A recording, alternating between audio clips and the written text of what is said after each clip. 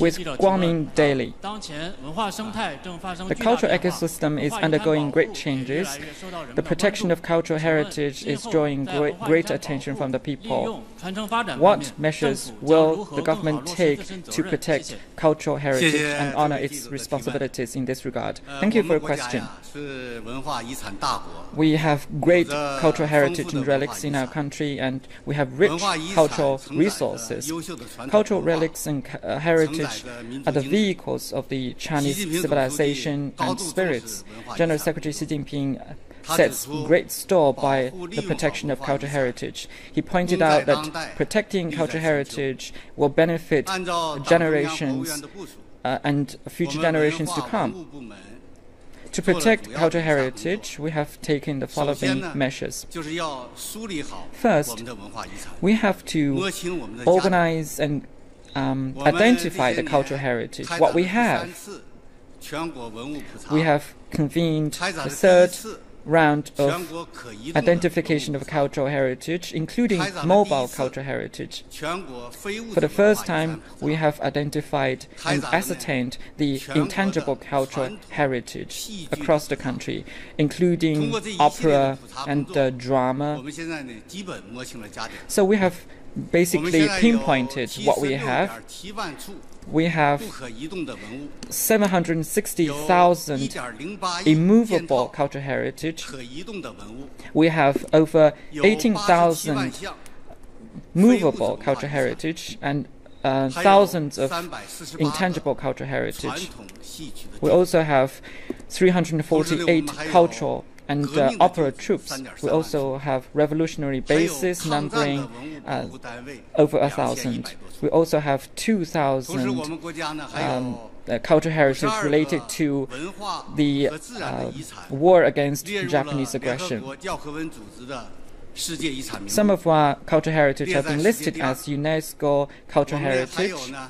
Ranking number 2, we have 39 intangible cultural heritage, which are listed as the UNESCO intangible cultural heritage. Ranking number 1 in the world. So by ascertaining these cultural heritage and what we have laid a solid groundwork for protecting cultural heritage. The call is doing the following: protection and utilization. Protecting cultural heritage includes the protection of cultural relics and the intangible cultural heritage. In protecting cultural relics, it is important to define responsibilities and accountability mechanisms. In recent years,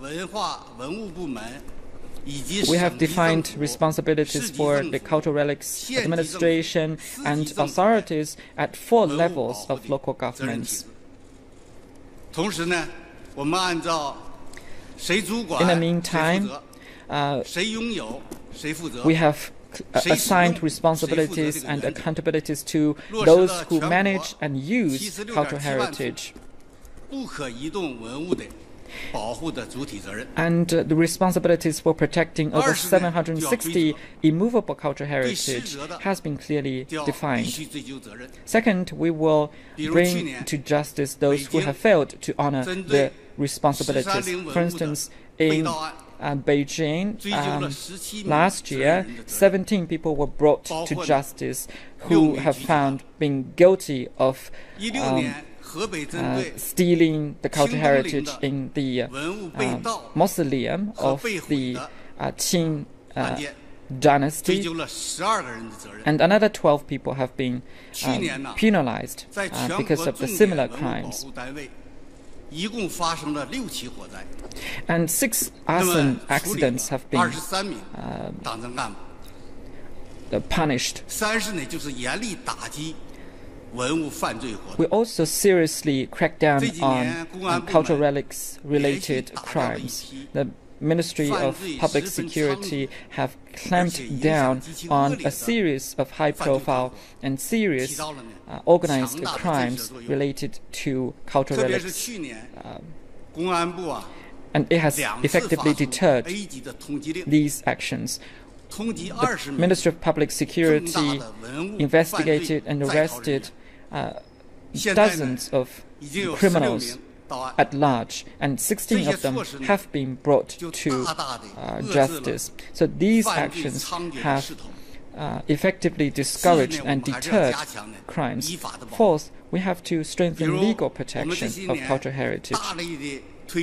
In recent years, we have promoted the implementation of the relevant laws in terms of conducting archaeological excavations, in the process of undertaking relevant big projects. So this has effectively protected the cultural relics and heritage underground. In terms of protecting intangible cultural heritage, we are trying to make sure that emergency rescue is effectively implemented. Cultural heritage, especially intangible cultural heritage, is inherited and protected by people. So some of them have been very old, have become very old. So we have to work on training young successors for these people so that we can record, document these techniques in protecting cultural heritage.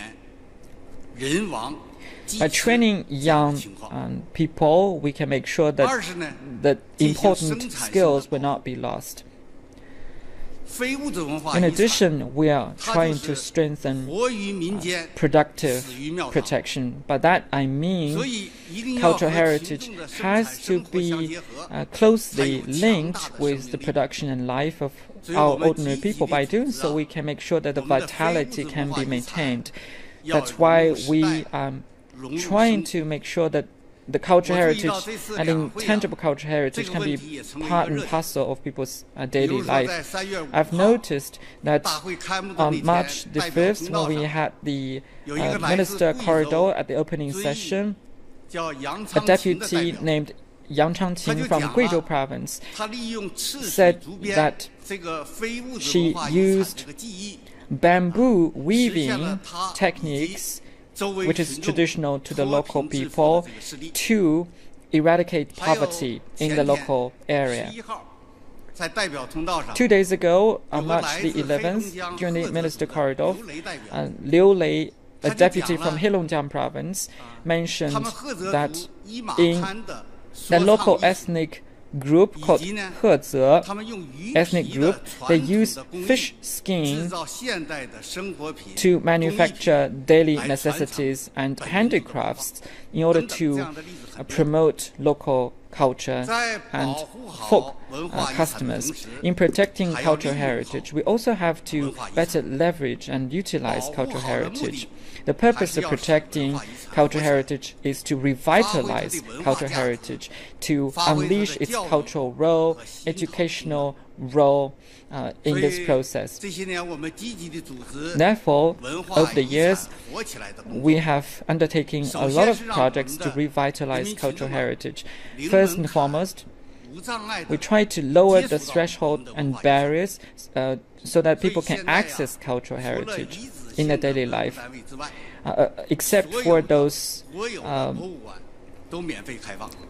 very important cultural heritage sites. We open our cultural heritage to the general public so that they can appreciate the beauty of these cultural relics and heritage. Now there is a surge of passion for visiting museums. In 2014, the annual visits to museums numbered 700 million, and today it's 900 million. During the Spring Festival this year, there is a phenomenon that people are spending and celebrating the Spring Festivals in museums, which tend to have full houses.